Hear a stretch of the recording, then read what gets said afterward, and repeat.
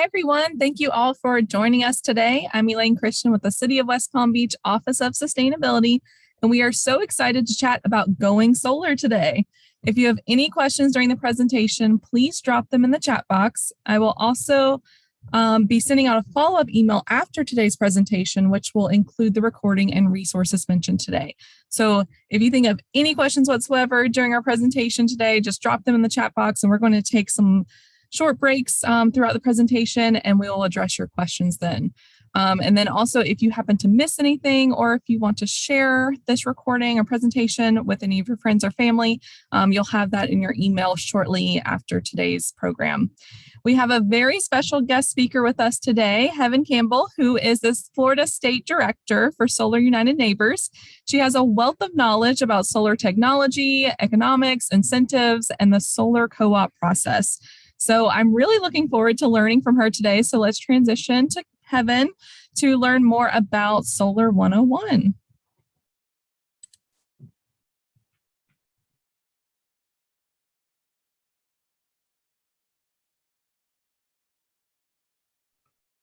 Hi, everyone.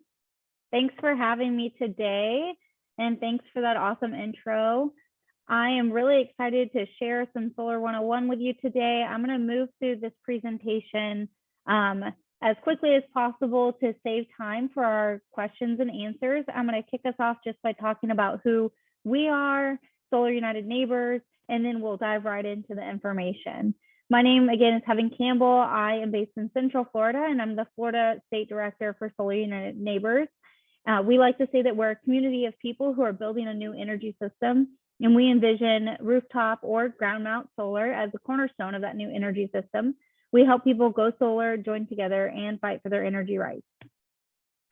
We believe that a new energy system is definitely needed because a long time ago we built it in a very vertical fashion, top down, and now we have clean renewable energy and the technology to rebuild our system in a more equitable fashion, with you and me being owners of our own energy and directing how it's made and being able to share in the earnings from that as well. So we got started in 2007 because of these two tweens here. They were 12 at the time. They saw an inconvenient truth that really fired up. And the one on the left-hand side, Walter, he came home to his mom, who was our executive director, Anya Schoolman, and he said, "Hey, I really want to do something about what I saw, and I have some ideas." So she was down to help him fulfill his dream, and he actually did it as part of his bar mitzvah project as well. So what he did was share LED light bulbs with their neighbors. They live in the Mount Pleasant ward of DC, which is a little neighborhood in a bunch of townhomes. And he also shared information on how they could investigate going solar. They actually invited their neighbors to their home and would have snacks laid out in the living room, and everyone would join around and talk about what they were learning about how to possibly go solar. This was our first ad hoc co-op. It took about 2 years, but 40 neighbors went solar together, including his mom, Anya Schoolman. She stopped her job and created our nonprofit because she ran into so many hurdles. These are some of the things that the neighbors had to work through together and why it took so long for them to go solar. They didn't know how to take that tax credit that existed then, how to tell their utility that they were interested in going solar, what a good price was. This is actually her install in the top left-hand corner happening there. What's an inverter? They had so many questions. So that was the beginning of Solar United Neighbors, and we very quickly spread throughout the Mid-Atlantic, so Maryland, Virginia, West Virginia, and in 2015, so a number of years later, one of these volunteers in this picture here, the lady in the white cardigan, had what she calls a driveway moment, where she heard about our story on NPR and couldn't get out of her car. She listened to the rest of the story and then started calling our DC office, which is where we're headquartered, and said, "This is the perfect program for Florida. This has to happen." So she was really persistent and said, "I'll even help pilot this co-op program down here." And that's exactly what we did. We had a couple pilots in Central Florida in 2015 with these volunteers who are actually all part of the Unitarian Universalist Church in Orlando. So they all went to church together and wanted to go solar and help their church go solar. And that was really the hub that created this program here in Florida. In 2016, we officially launched, and it's been off to the races since then. So I'll talk more about membership in a second, but since then we've had 68 co-ops across the state, all the way out to Pensacola, at the edge of the Panhandle, down to the Keys. Right now we have one open co-op that anyone can join, and I'll talk about other ways that you can go solar with us too throughout the presentation, but that's Broward County. And I encourage everyone to check out our website because we have so much information that's completely open source that we strive to keep updated and have available to you. So just click around, you'll definitely learn answers to questions you didn't even know you had. So that's solarunitedneighbors.org. And once you get connected with us, we consider everyone a member of Solar United Neighbors. So you automatically get benefits of membership, and there are so many resource guides, again, all free, open source for you to access on our website. So today the presentation is going to have 3 parts. I'm going to pause after every part to answer questions. The first one is definitely the heaviest because solar technology. So I want to make sure that everyone has a good basis understanding of solar. And that's really the foundational key to being able to be an informed consumer if you're thinking about going solar. So whenever we talk about solar, we're talking about solar photovoltaic or solar PV. That is the glass looking panels that you see in this picture that are going to provide electricity to your home. We're not talking about solar thermal, which is used mainly for heating pools. And you'll see that it looks kind of meshy and has usually black PVC pipes that are also on your roof. So that's not what we're talking about. We're talking about solar PV that creates electricity. There are 3 main parts to your solar system. The most obvious part and most important is the panels. So solar panels are very heavy duty. They weigh between 30 and 45 pounds. They're about the size of a coffee table or an American flag. And they are made out of heavy duty tempered glass and aluminum and stainless steel frame. And then the solar cells, which is the silicon that gets excited when exposed to photons from the sun, and a backsheet and a junction box to send that electricity out. So really simple, no moving parts, and really sturdy. The panels are rated for both down pressure, so wind, and uplift. Down pressure being both wind and snow for those areas that have snow, so they can work in Wisconsin, Minnesota. And then uplift, so any wind that's traveling beneath them, hail, which, I mean, they're rated for like quarter-size hail at 75 miles per hour. So big hail. They're also rated for salt corrosion. So generally we say, yes, they are hurricane rated because we get that question a lot. The second main part of your system is your inverter. So this is a really simple technology, the panels and how they produce electricity. They're going to be producing raw electricity in direct current. Our homes use alternating current. So we need an inverter to be able to make that transformation. That could be a microinverter that attaches right to the junction box on your panel and is on your roof panel level. That's on the right-hand side here. That's about the size of a cell phone. Or it could be a string inverter where all of the electricity is gathered from your panels, goes down through a string into your junction box that will either be inside of your garage or on the outside next to your meter. So that's these 2 other pictures here. That's about the size of a speaker. And one other option that you have is a hybrid. That's the middle picture here, where you have that string inverter, but you also have optimizers on the panel level. And what those optimizers do is to help clean up the flow of electricity and reduce the amount of losses from traveling and help to mitigate any shading that could happen maybe on one section of your system. So the main job of the inverter is just to make that transition from direct current to alternating current. The last part of the puzzle here, the third most important part of your system, is your racking. So this picture is an example of shingle roof racking. Now, not only are the panels rated for extreme weather, but the racking is as well. And then the whole system is designed for the specific area of the state that you're in and has a professional engineer stamp, and then has to go through the permitting process at your local building and permitting department. And they have specific guidelines for your area that they follow as well. So racking comes in all different shapes and sizes for different roof types, including barrel tile, including flat roofs, and they all have different weatherproofing methodology. Most racking is going to be penetrating. So just like a satellite dish or attic fan on your roof, it's going to penetrate your roof. However, you can see those little black squares there. That is called flashing, very commonly used weatherproofing methodology. And you'll often have other things like a foam sealant or an O-ring, additional layers of protection from any leaks. It is really rare for solar to cause leaks. This is an example of a concrete barrel tile. And this racking is like a little foot that slips under the tiles. They also make tile replacement racking. So there's racking for every roof type. I would say that solar really goes well with metal roofs because most metal roofs are able to use a non-penetrating system that does not penetrate your roof. It's just a clip that clips on and has like a tension. It works somewhat like a tension rod, if you will. And that's, approved by the UL and FSEC, the Florida Solar Energy Center, for use in Florida and meets wind code requirements.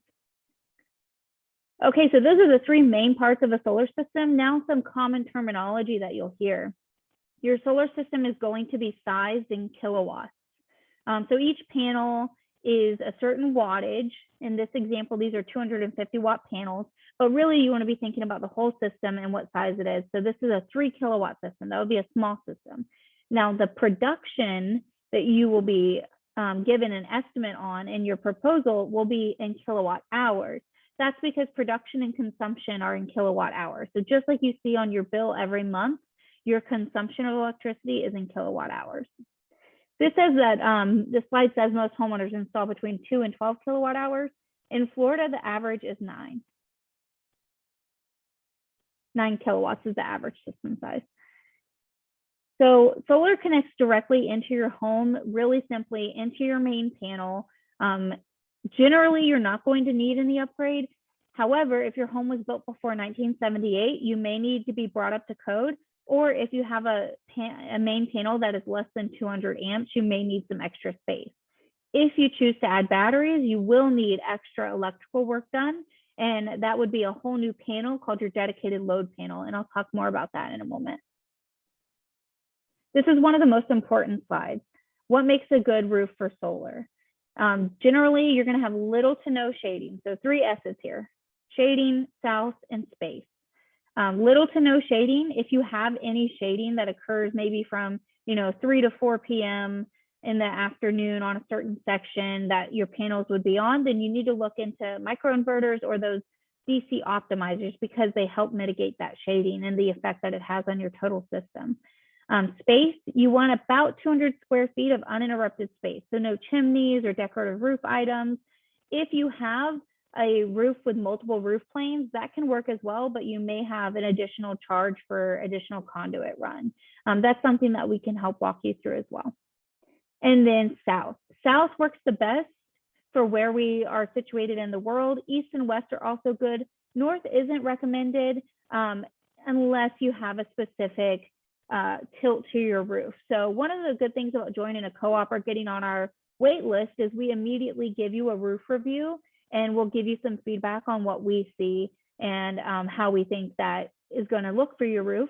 You can also check out Google Project Sunroof, and what that does is sun map your roof and you can see the degree to which the sun is hitting your roof. This is another really important slide, just really simple graphic on how solar works. So the sun beams down its photons on your solar panels. The silicon gets excited, produces electrons, so raw electricity. That's number one. And then step number 2 is going directly into your inverter and being converted for our use in alternating current. Number 3 is your main panel. So electricity is going to go right to your home. You're going to use it first and foremost before even communicating with your utility. Say it's Tuesday, 2 p.m. and you're at work. That electricity is going to go into your home, but if you're not using a lot at that time and you're making surplus, then it's going to go to step number 4. That is your meter. You will have a bidirectional meter from your utility, and it will literally flow backwards and then go out into the grid and go to your neighbors' homes. Electricity is opportunistic, so it's going to go directly to your neighbors, and it's going to make your whole neighborhood more resilient, less line losses, less travel, and clean, fresh energy going right to them. Use that to barter for Girl Scout cookies if you want. And speaking of flowing backwards, that is actually, and getting credit for it, that is net metering. And that's a policy that we have in state statute here that says that your utility has to track. So that's why you get that new bidirectional meter and give you credit, one-to-one credit for what you send back to the grid. So that is a really simple formula. The amount of electricity you use per month minus what you've sent back, you've produced and sent back. You'll see that reflected on your bill, and utilities are required by law to let you net meter. Now, if you have a investor-owned utility like Florida Power and Light or Duke Energy, I think Florida Power and Light's the only one down there, then that is going to be a one-to-one retail. If you have a municipal utility, that will most likely still be one-to-one, but some of them have different requirements. But that's, again, something we can walk you through. So when the power goes out, it's really important to know that your solar system will immediately shut down. It is not going to have any, buttons you have to push or levers you have to pull. It will automatically, rapidly shut down. And that is a safety mechanism so that whenever people are working, linemen are working to restore power, they can touch the lines and know that you're not sending power back to the grid, that it's shut down and the line is safe and no one gets electrocuted. If you want to have access to your solar system whenever the grid is down, then you're going to need backup power. And right now, there's a huge wait list for Tesla Powerwalls, which really are the best bang for your buck. But there are other options out there that don't have, as long as a wait list. And there are definitely some considerations for adding that extra cost. So we always tell people to think about how often you lose power. Are you in a low-lying area where you feel like you need that extra disaster preparedness, or do you have any critical loads at home? So the number one reason we see people add battery backups is because of critical loads at home. And that would be something like an oxygen or CPAP machine. Another important thing to know about battery backups is generally that is not going to run your whole home. It is going to run what you put on a separate panel called a dedicated load panel. So you may choose, in this example we have laid out here, they chose a refrigerator, a microwave, some lights, their internet, and some outlets. But they were not able to power their stove, dryer, or electric water heater. And this is going to last for one day without the sun coming back out. We're lucky in Florida because generally, if we have a hurricane, once it passes, the sun is out before power is restored. So your solar would then power your battery bank and you would continue on. Again, this is an additional cost, so you want to be considering the pros and cons. A lot of people think of this like an insurance. So, thinking about how much that cost is spread over the amount of time that your system will be running, and thinking of that as like a daily insurance premium that you're paying. So we have a storage guide that really walks through all the considerations, the different types of storage that are available on our website, free to download. And the website is here at solarunitedneighbors.org/storage. So I encourage everyone who's considering solar plus storage to check that out. Okay, I'm going to go through some frequently asked questions and then open it up for questions. This is the longest section. So warranties, solar comes with a bunch of warranties. You have both a roof penetration warranty and workmanship warranty on the install itself. So generally that's anywhere from 5 to 25 years. And then you'll have a manufacturer warranty on all of the products. So the panels, the racking, everything, the inverter has its own manufacturer warranty against defect. And then you're also going to have a power production warranty. And this is what we point to as the lifetime of solar.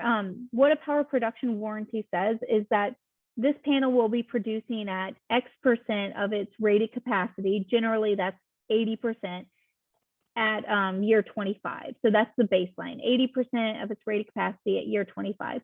We very often see higher, like 90% at year 30. There's no moving parts, and solar is just really efficient in how it works. So it does not go away quickly. It lasts for decades. And after that warranty is up, it doesn't fall off of a steep cliff or anything. Generally, the degradation is 1 to 3% a year. Homeowners insurance. Definitely let your homeowners insurance know that you're going solar. Most of them see solar as a low risk fixed asset, and it does not matter or raise your rates. However, there are some cases where it could matter. You want to make sure that it's covered by your hurricane premium. And then you also want to make sure that it doesn't add more value to your home than what your coverage is. So if you're already pretty close to your coverage and you're adding value to your home, you might need to bump that up more. Maintenance, very little maintenance. We suggest getting your installer to check your system and just do an in-person once over, at least once every 3 years.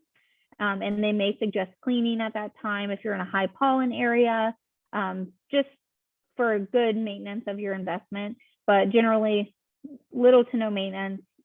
I talked about how long systems last.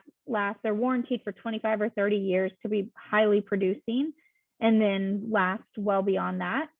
HOAs. Well, HOAs or a historic district allow solar in my home. So historic districts have their own architectural review guidelines, and they do have a little bit more say, especially if you have a historic roof. But we haven't had any issues with historic districts denying solar. And we're here to help and have spoken at meetings and helped reviewers with plans before. HOAs, we actually have a law in Florida called the Florida Solar Rights Law that prevents HOAs from denying you from going solar. And they cannot have aesthetic input that harms the efficiency of your system. So if they want it to not be street facing, but that's your south facing roof, then that's not allowed for them to prevent it from being street facing. And then the last thing that I'll add before I take questions is that if you have, solar is so long lasting. So if you have 5 or less years left on your roof, then you definitely want to be thinking about re-roofing at the time that you go solar, just because it is so long lasting. And if you have shingle roof, a shingle roof, solar can actually take some of the heat and sun bleaching off of the shingles and extend the lifetime. So definitely good to do that together. Okay, questions. I know there's a few in the chat. Yes. So can you give us a sense of what this costs to install? Do you have any good estimates there? Yeah, that's the the last section is economics. So the state average inside of our co-ops is $225, and that's in our co-ops. Outside of our co-ops, it hangs out closer to like $285, $290. But every co-op is competitively bid out, and I'll talk about that process in the next section. And they have their own pricing. So it's free to join a co-op. It's not a commitment to go solar. And whenever you join, you get access to that co-op's particular pricing. I know we're going to go over this a little bit more, but maybe just to clarify, when you say like 225, is that 225,000 or what is? Yeah, sorry, 225 a watt. Okay. So solar is priced per watt, not per panel, because the panels could be different sizes. So yeah, per watt is how solar is priced out. And how does installing solar panels affect a wind mitigation report? Does it affect it at all? Yeah, so that's a great question. That's something that you want to check with your particular insurer. We've seen both ways. We've seen it not be covered under a hurricane deductible and it'd be completely fine. So that's definitely something to check. Okay. And I know this person's asking about installation costs, but again, do we want to just wait until we go over that a little bit more later? Yeah, definitely Okay. go over that later. And the install cost for solar, that you should be thinking about that as like the whole package, right? You can do it yourself, but it's very hard to do in Florida. There are definitely other states where a DIY project's easier, but because of our wind code requirements and licensure requirements, you actually would have to hire out so many professionals that it would probably cost more than just hiring one full package. Okay. So I know we have a lot of questions about the pricing, but I know we're going to get to that a little bit later. So just hang on with us. One more question maybe we can address. How do you determine the size of wattage requirement per household? That's a perfect question. So the very first thing any installer is going to do before offering you a proposal is ask for as much historic utility bills as you can get, which if you have like FP&L or really any utility in Florida, they all have online portals where you can find your historic usage. And what they're going to do is find your average usage per month and try to size a system that's going to produce that. But we encourage everyone, and I'll talk about that in this section, to, you don't have to go 100% for solar to be worth it. A lot of people do something called summer shavings, where they say, I want to cover, 50% of my utility needs, and I want to get the summer bill under control. I don't want to pay over $200 a month during the summer months. So any amount of solar, I mean, you're going to be producing and using your own electricity, so it's going to have that payback there. So some of the benefits of joining a solar co-op are just having our expert help. We're a nonprofit, and this is our mission to educate people about solar. So we hope that we're creating a network of people where you can get answers to other questions as well. So electric vehicles are commonly discussed, batteries, even things like, we have this network that we foster, and we have a listserv and a Facebook group. And people were just recently talking about the best hot water heater and energy efficiency measures.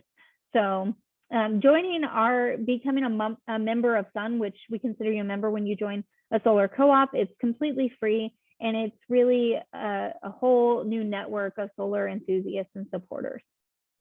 So we hope that we teach you how to ask the right questions and empower you to be more informed consumers, not just when it comes to solar, but all contracting. So the first step in this whole co-op process is learning about the solar co-op, which is what you're doing right now, and then signing up to be a part of the solar co-op. So if you're in Broward County, there's an active one that's just getting started there. Or if you're not in Broward County, we have, Miami-Dade and Palm Beach County co-ops that are at some stage of the process.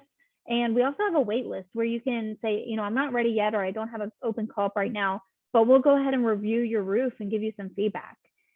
So sign up and get involved, and then share the co-op. It's definitely not a secret to keep. We love people sharing on Nextdoor. Word of mouth is actually the main way that people hear about the co-op.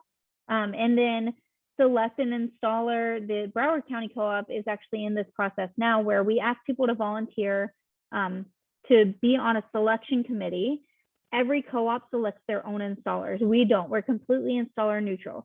Now, we do all of the background checks to make sure everyone who's presented to you through this competitive bidding process has a license to install in Florida, has workers' comp and liability insurance, and has all their ducks in a row. We do those background checks. And then the selection committee comes together. So again, this hasn't happened yet for Broward County. So there is an opportunity to be on that committee. And they review all of the bids. We facilitate this request for proposals and competitive bidding process. And they select the installer to service the whole co-op. And we do a legal arrangement where they're locked into that bid that the committee selected. So they have to, offer for the term of the co-op that pricing and those adders and things. So we check references, licensing, check on the equipment, their warranties, and their insurance as well. So that's the stage that we're at. Number 4, that middle column, is actually the stage we're at right now for Broward County. And then there's a sign up deadline. The co-ops, since they are this competitive, great price process, it is an actual project where within 6 to 8 months, the whole thing is wrapped up. There's a sign up deadline, and people, are making a decision to move forward or not, sign an individual contract with the installer, and then go solar. So we're here hand holding throughout the whole process. We can even come out on the day of your install if you'd like us to, or afterwards take some pictures. So whenever you join a co-op and there's an installer selected, the very first thing is to start getting your electric bills together so that they can give you a customizable proposal. So again, you can say, no, I only want to spend $20,000, or I only want to cover 50% of my electricity needs, or I want to cover more than 100% because I'm going to buy an electric vehicle. Whatever that looks like, it's customizable to your needs. And then if you want to, no obligation to sign a contract, but if you want to sign a contract and move forward with the installer, then we help you throughout the whole process. We even help on the permitting side of things. We've recently had meetings with the city of Weston, the city of Pembroke Pines, to help encourage best practices for permitting too. And then at the very end, we used to have a big in-person party, but that's been on hold for a while now, but we hope that eventually we will get back to that. So again, the installers picked by the co-op participants. Everyone who joins the co-op, we will ask you for your roof information, your address, best contacts, things like that. But we also ask you what matters the most to you in an installer. Is it price, equipment quality, warranties, or that they're a local company? Most of the time we see warranties as the number one selected answer, but we take that answer and other demographic information about the co-op. So like 50% are shingle roofs and another 40% are tile. And we give that to the selection committee so that they can help frame their selection. Okay, I think most of the questions are going to be about this section, but if there are any questions about how the co-op works, I can get to those now. I don't see anything specific to the co-op. So maybe we'll chat about price or the economics, and then we'll circle back on questions. Perfect. And I think I saw another one about wind mitigation. Yes. I answered about how it affects you, like your hurricane deductible, and that usually it is covered, but that's something to definitely check on. I have never actually heard of it affecting a wind mitigation report. We're in Florida, we have a bunch of hurricanes, and we have a lot of layers, both with the Florida Building Code and the Florida Solar Energy Center, which is an arm of UCF, University of Central Florida Engineering. They check everything that's sold in Florida under to be installed, every like solar equipment. And I've never heard of that affecting a wind mitigation report, because we go through a lot of hoops to make sure that everything is, safe and not going to act as a sale, which every state does. But in Florida, we're very particular about how solar is installed.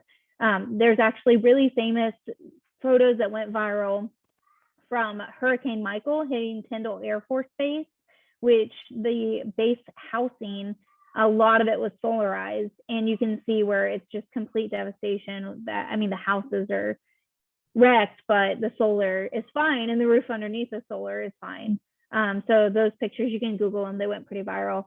But yeah, solar does not act as a sale and come up. Okay, everyone's favorite section, solar economics. I'm going to move a little faster just for time consideration. But like I said earlier, solar is priced by the watt, not by the panel. So you can have a panel that you're looking at, two panels, they look exactly the same. They're basically the same size. And one is a 310 watt and the other one is a 330 watt. It's really based on the amount of silicon that's shoved into the little solar cells and how many solar cells are inside of that panel. So solar is priced by the watt. It's a long-term investment. So you don't want to be thinking about this like, oh, I'm going to buy, a new set of chairs, dining room chairs.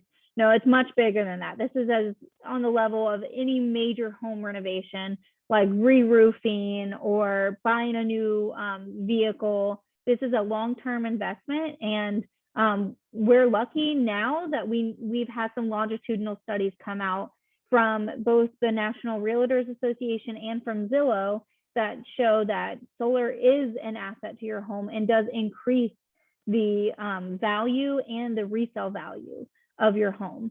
So about 4% per 4 kilowatts, or an overall 15% of your home's value can be increased from adding solar. So long-term investment, there's no moving parts. You have that warranted 25 or 30-year lifespan. And as we're seeing currently in Florida, with all of the rate cases that are happening, all of our utility rates are going up. So this is a good way to lock in your utility rate and some of those other fees and stuff that are dependent upon how much you use from the utility, right? So I have Duke, and I can share that I have tiered pricing, which I think everyone at FP&L does as well. So if I use over 1,000 kilowatt hours per month, then I'm charged more per kilowatt hour. So that's one of the joys of solar, is even if you don't go 100%, if you keep yourself in that lower tier, then you're automatically saving money right there. And then, our fuel price and some of the taxes and fees are based on how much you use. So you're saving money there as well. This is just a fancy graph to say that solar is increasingly affordable.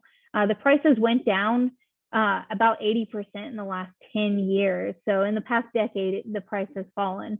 And that's because of, manufacturing coming home, and a lot of domestic manufacturing, as well as, the price of materials dropping, but mainly the price of acquisition for customers and awareness building. So that's why the solar co-op is actually able to get you such a good price. I was talking just before this at 10:45 this morning, I was talking to a solar installer, and he's working on our Orange County co-op, and said that, he had a question on how are you able to offer this price? And he explained that to get that many people in front of him, he would have had to pay $700,000 to acquire those leads. They're paying around $3,000 per lead for marketing, basically. So the majority of the cost of a solar system, if you were to go out on your own right now, is marketing, is getting you in front of them and being able to get on the phone with you. Famously, there were solar installers in Home Depot, and it came out, or Home Depot and Lowe's, and it came out that they were paying thousands of dollars for every person who just signed up to learn more in that one-to-one contact in the store. So not only that, but also the price of permitting and travel, and something, that they call truck roll. So being able to get out, and the co-op helps reduce that by having people in a specific geographic area who are interested in the same time frame. So that's why the co-op helps save you money. We also think that the most important part of the co-op is being able to join together with your neighbors and learn together and go through this process together. You may be in literally the same HOAs, neighbors down the road going solar. So this is an example pricing. This is based on the average price. It's a little bit lower right now. This was last updated in the early 2020, but this is the average co-op pricing. And the different columns are a small, average, and large size system. So 4 kilowatts would be a smaller system. 8 kilowatts is close to that 9 kilowatt average that we're seeing. And then 12 kilowatts would be a larger size system. So right now there is a federal tax credit. There's a big push to get that extended for another 10 years. So right now that's here to stay for this year and next year. At 26%, that is a credit. So you do need to have a tax liability to take that. And if you can't take it all in 1 year, so maybe you don't owe $5,000 in taxes at the end of the year, so you can't take this middle example here of 4680, you can roll it over. So you can just roll over any remainder for the years to come. So in this middle example, let's look at that, because that's the average size system. After the tax credit, your net cost would be $13,320. And then remember, you're going to be saving electricity. You're going to be, self-consuming and saving right off the bat. And then you'll notice that it's not, this is not a cumulative, just one-to-one. This is more than just 10 years of $1,400 savings. And that's because electricity bills are going to continue to rise. And this is actually more conservative than what we know is going to happen, because we're seeing it happen right now with what's being approved as far as rate rises. So your estimated lifetime savings would be $41,600, and then your net profit is $28,000. This is just a graph talking about the tax credit retiring, and that it's the difference of about $700 per year as it steps down. So how do you pay for this? Even though you're going to be saving a bunch of money, and it is great return on investment and a long-term investment, it's still expensive. So there are many ways to pay for solar. The most common that we see right now with the rates that they are, we're seeing a lot of people do cash out refinance. But generally we see a lot of home equity line of credit, so a HELOC. And a home equity line of credit, the interest rates that you pay on that are tax deductible if you itemize. So that's definitely something to keep in mind too. There are also a bunch of credit unions that offer really awesome rates. Clean Energy Credit Union is a huge one. Seacoast Bank, Suncoast Credit Union, those are both all over Florida. There's a new Florida bank called Climate First Bank. Installers offer their own financing as well. It can be a little convoluted, so always feel free to reach out to us if you have questions. We have a new financing page, solarunitedneighbors.org/financing. I encourage everyone to look at that because it has everything laid out in a really easy to digest fashion. And then if you go down to the bottom of the page, you can click on Florida and even see Florida specific loans and offerings. Property Assist Clean Energy is another way to be able to pay for your solar system. This is huge. There's a really big provider in South Florida. And basically what that does, I've heard it's really easy. Anecdotally, I've heard it's easy if you're in escrow, because it adds the loan to your property taxes and then you just pay it back monthly. So if you're in escrow already, that can be kind of easy way to handle that. And then there's also the Solar and Energy Loan Fund. So this is a CDFI nonprofit that's based in St. Lucie County, and they have people all over the state that can help you. And here's just some information on them. SolarEnergyLoanFund.org is their website, and they offer, again, it's a CDFI, so it's a nonprofit bank, and they offer unsecured loans that are really based on your ability to repay rather than just credit score or a paper application. And they don't only do energy efficiency and renewable energy, but they do resiliency too. So if you wanted to add like a specific type of roofing material or double pane windows or hurricane shutters. So lots of options. And I think we probably have the most questions about this. So I'll just leave this here. Here are some ways that you can get plugged in, and I'll take questions.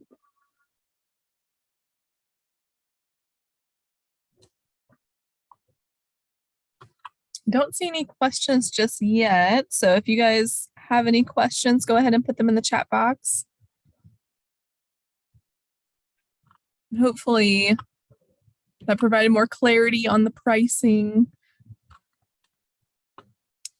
Oh, sorry, I spoke too soon.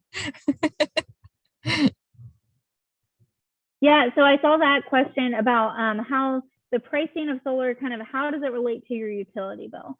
So it's not the same at all, because your utility bill is more like renting. I'm going to try to make this analogy work. It's more like renting a home, right? You're paying rent every month. So looking at what you pay per kilowatt hour would be the same as saying, oh, well, I pay $1,100 a month in rent for this house, versus I want to buy a house and it's $225,000. Whenever you buy a home, that's a long-term investment in your future wealth, right? You're building your own personal assets. So solar would be like buying a home. You're buying your own ability to make your electricity for warranted 25 years. So you're pre-purchasing and not renting per month, paying your utility bill to your and buying kilowatt hours from your utility is like renting every month.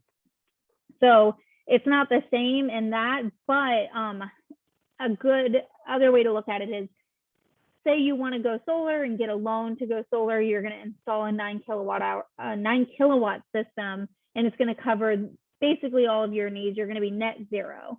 So it's going to cover all of your utility needs. You would want, if you got a loan for that, you would want to target your loan to be the same price as your utility bill. So let's say you pay on average $175 a month for your utility bill. You would want your loan to be $175 or lower. It'd be great if you could get it $150, so then you're automatically saving that $25 and pocketing that per month. And you would just pay that loan the same way you would pay your utility bill every month until, you know, let's say it's a 7 or 10-year loan, then it's paid off, and now you're left with no loan payment, no utility bill. You're always going to have that connection charge, that customer charge that allows you to be connected to the grid, because you do have to stay connected to the grid. It's how Florida does things. But then you would have, you know, that bill would be knocked out. So that's always what we suggest, is trying to get a loan that matches your utility bill. There are definitely other ways to do it. We see people who do loans that are like bridge loans until they get their tax credit back. Then they do a huge pay down and, you know, just pay it off as quickly as possible and, you know, enjoy their savings from day one. But there's lots of ways to do it. Our financing page really has more information, and I encourage everyone to look at it. Okay, I see more questions rolling in. Somebody had a question about, have any responsible HOA set up a raise for the entire neighborhood? So that is a great question. One of the reasons that we are fostering this network is to get people together to fight for Florida to really be the Sunshine State. What you're describing is so commonsensical that people always describe it. It's called community solar. And that's where, you know, you and your neighbors or your HOA, they build a big array, and then you can subscribe to part of that or purchase in part of that and then get the benefits from that without having to install a whole array on your own home. That isn't legal in Florida. Right now, the only people who can sell kilowatt hours are utilities. And they have formed something like community solar called their solar subscription programs, like Solar Together. Duke Energy has one called Clean Connections. Those are their best attempt at community solar, but they don't have one key aspect that community solar usually has, which is day one savings. So they might for some groups, but in general, what you're describing, where community members can opt in to do that alone, we don't have. It has to be done by utilities in Florida. How many people do you need to sign up before there can be a co-op in Palm Beach County? Right now, I will drop in the chat our contact. Right now, we have a co-op in Palm Beach County that is nearing the end. It's closed to new signups and installs are happening. But we can form a wait list and start a new one. Generally, we need 30 people for a co-op, but we cap them out at 250, and we always kind of get there. We recently had Miami cap out at like 253. Other questions? Does the state of Florida provide any incentives? That is such a great question that I forgot to mention. So thank you for asking that. The state of Florida has no sales tax on solar, so you're immediately saving 7% right there. The state of Florida also has a property tax abatement, which means whenever you install solar and you get a great co-op pricing, so let's say you pay $25,000, but it's worth so much more. So your valued asset is $40,000 or whatever it is. That does not increase your property taxes. So your green upgrade to your home does not make your property taxes go up, but at the same time, it does make your home's value go up. So really great that Florida has that property tax abatement. We also have an 80% property tax abatement for businesses. So if you have a small business you want to put solar on, you don't get penalized on your property taxes there either. There are no other incentives that exist Boynton Beach actually has a small rebate program, but generally there are not any other statewide incentives. Somebody also asked, does the $2.25 a watt, and remember that's just an average. You do have to join your specific co-op to see what the pricing is. Does that include both install and operating costs? Yeah, that's all inclusive equipment, install, and warranty price. Someone asked if the new infrastructure bill will provide more incentives. As it stands, there are a lot of really awesome things built into that, including great incentives. And we are hopeful that it stays that way. So as soon as that's, signed and sealed, we will be screaming from the rooftops and issuing a press release on anything that's going to help move solar forward. I think that was all the questions. I think that was all that I saw. So before we go, and if you guys think of one last question we can throw in there, put it in the chat, but I'm going to just quickly do a little wrap up for us.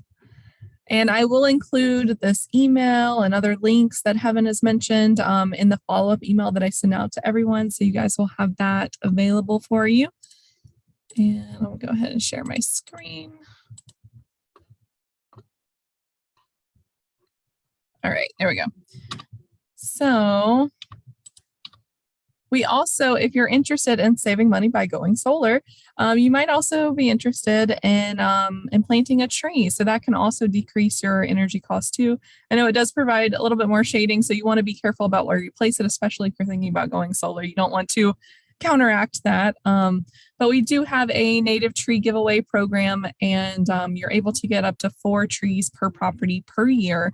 These are for City of West Palm Beach residents and businesses. We do ask that you go online and register for this program, wpb.org/10K trees. And our tree giveaways will start again up in October.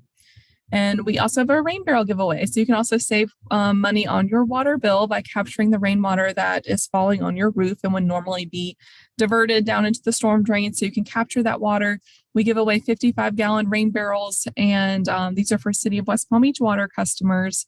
And they will, again, our giveaways will start again in October. And our website for that is wpb.org/savewater. We also give away vouchers to upgrade your toilet. So $125 to get a new toilet.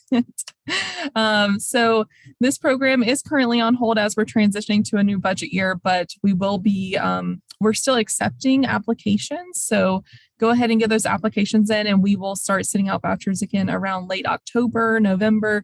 Everything's going to be happening in October if you haven't caught on yet. We have a lot of stuff going on. So if you're interested in any of our other programs that we have, our webpage is wpb.org/green. You can also find us on Facebook, Instagram, and Twitter at WPBGreen. And our email address is sustainability@wpb.org. So if you have any follow-up questions, I'm also going to be, again, sending out that email. So feel free to reply there if you have any questions. And I will stop sharing my screen now. Let's see if we have any questions that came in. I don't see anything. Do you see anything, Heaven? No. Okay. Well, thank you all for joining us today. I really appreciate it. I hope that, I've learned a lot. So I hope everyone else has learned a lot. Heaven, thank you for being with us and providing all of this great information. And again, just be on the lookout for that follow-up email. Share with your friends, talk about it. That's the great thing, is just sharing this information with your friends and family, or even just someone that you meet today. I mean, just an acquaintance even. That's the power behind it. It's just sharing that knowledge, sharing that information. So thank you all. Hope you have a great rest of your Friday and have a great weekend. Bye. Thanks. Bye.